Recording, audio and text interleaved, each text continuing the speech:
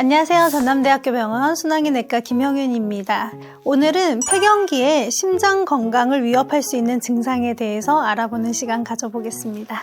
폐경기라고 하면은 어떤 증상이 떠오르시나요? 여성이 나이가 들면서 호르몬 변화에 의해서 2차적으로 많은 증상들이 생기는 시기가 폐경기가 되겠고요. 식은땀, 두통, 불면증, 손발저림, 그리고 안면 홍조 많이들 얘기하시고, 저 같은 경우에는 진료실에 찾아오는 많은 분들이 가슴 두근거림 이런 것들을 말씀을 하십니다. 이 가슴 두근거림 같은 경우에는 정말로 가슴이 두근거려서 가슴이 두근거리는 분도 있는데, 이게 분간하기가 정말 힘들거든요.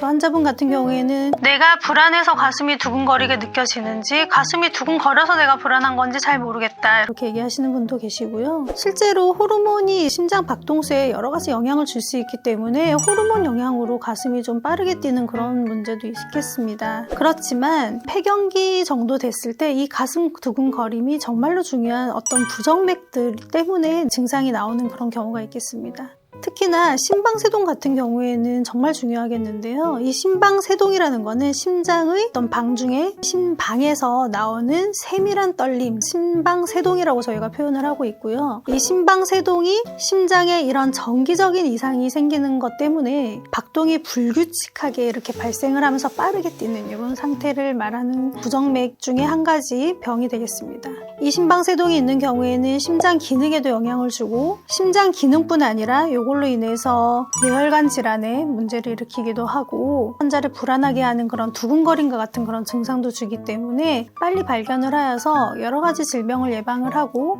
치료를 하는 것이 중요하겠습니다. 부정맥이나 이런 심장 문제가 아니라면 폐경기 여성분들이 겪는 그 심장 두근거림이나 이런 거는 자연스러운 거니까 가만히 놔둬도 되는 건가요? 치료하지 않고?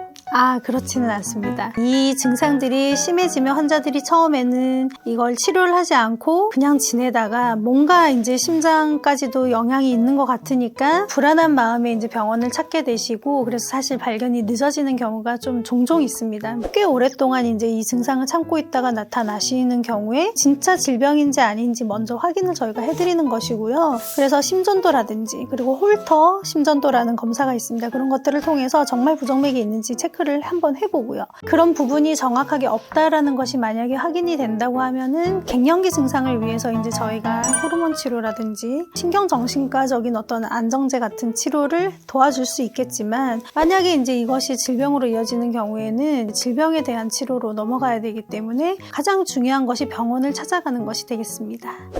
폐경기 여성의 심장 건강에 어떤 것들이 영향을 줄 수 있나요? 남성도 이 나이가 되면은 심장이 질환이 증가를 하게 됩니다. 에스트로겐이라는 그 호르몬이 이제 급격하게 저하가 되면서 폐경기 여성은 폐경하기 전까지 여성의 심장 질환이 굉장히 낮았던 것에 비해서 갑작스럽게 어떤 심장 질환의 리스크가 굉장히 올라가게 되거든요. 그래서 이 빈도를 보면은 여성의 경우에는 심장 질환으로 인한 사망 같은 것들이 폐경기 이후에 굉장히 많이 올라가게 되어 있습니다. 최근에 미국 산타클라라베리 메디컬 센터에서 진행된 연구 결과에 보면은 폐경기 여성들이 스트레스와 불면증 이런 것과 심방세동 간의 연관이 있다는 것에 대해서 연구를 진행을 하였고요. 이 연구에서는 50세에서 79세의 여성 83,700명이 참여가 되었고, 연구 결과 스트레스와 불면증의 정도가 높을수록 심방세동의 발생 가능성이 올라간다라는 연구 결과가 확인이 되었습니다. 그 위험도는 한 37%가 증가하는 것으로 되어 있어서 상당한 영향을 주는 것을 알 수 있겠습니다. 그래서 이 연구 결과에 따르면 심방세동과 가장 강한 연관성을 보여주는 요인으로 스트레스, 불면증 이 두 가지가 나왔고, 특히 폐경기 여성 참가자 중에서 스트레스와 불면증 척도에서 높은 점수를 받을수록 심방세동이 발생할 가능성이 평균 3에서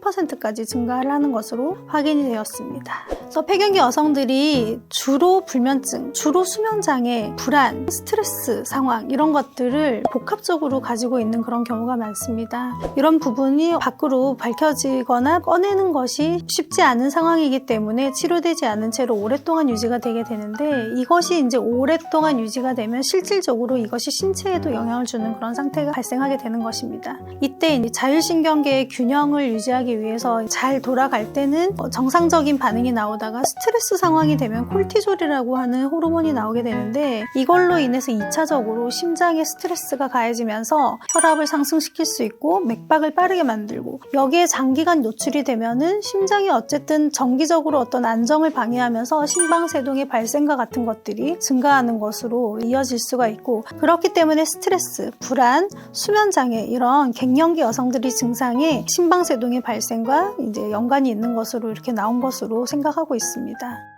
갱년기 여성분들이 혈압이 올라가는 게 이런 호르몬의 문제도 관련이 있는 건가요?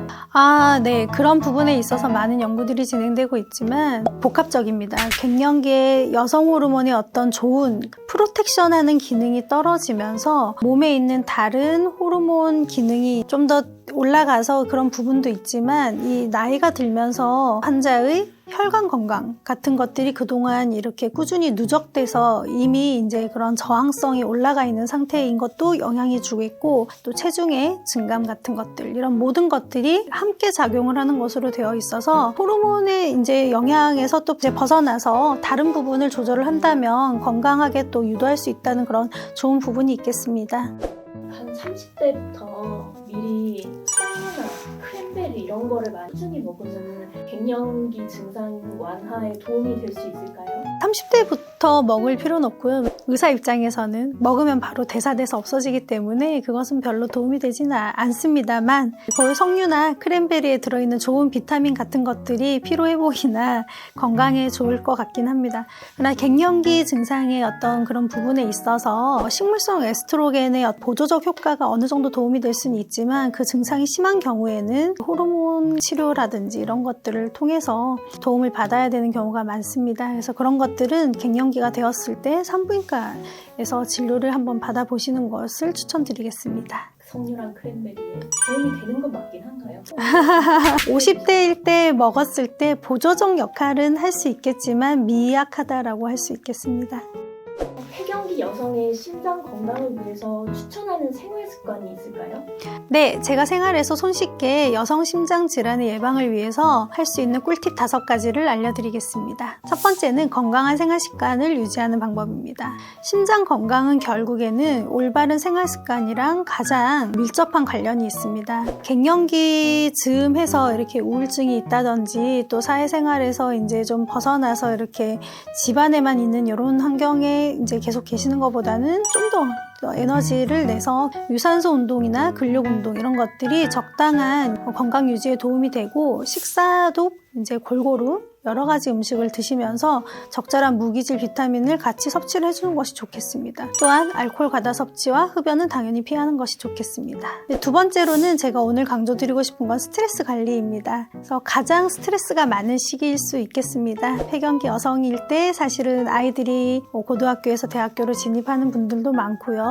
인생의 위기라고 생각을 하면서 본인이 스트레스를 만들어가는 경우도 있고, 저 같은 경우도 이제 일로 인해서 오는 스트레스, 또 사람 사이의 관계에서 오는 스트레스, 이런 것들을 관리를 하는 것에 있어서 저만의 그런 방법을 찾으려고 많이 노력을 하고 있습니다. 나이가 바뀌고 상황이 바뀜에 따라서 본인이 원하는 스트레스 관리법 찾으시고요. 심리적 안정을 위해서 명상, 요가 같은 것들을 해주는 방법도 있고, 적절한 취미를 찾는다든지 여행을 간다든지 이런 식으로 해서 스트레스를 평소에 일상생활에서 감소를 하는 것이 중요하겠습니다. 네, 세 번째 팁은 건강검진을 정기적으로 받는 것입니다.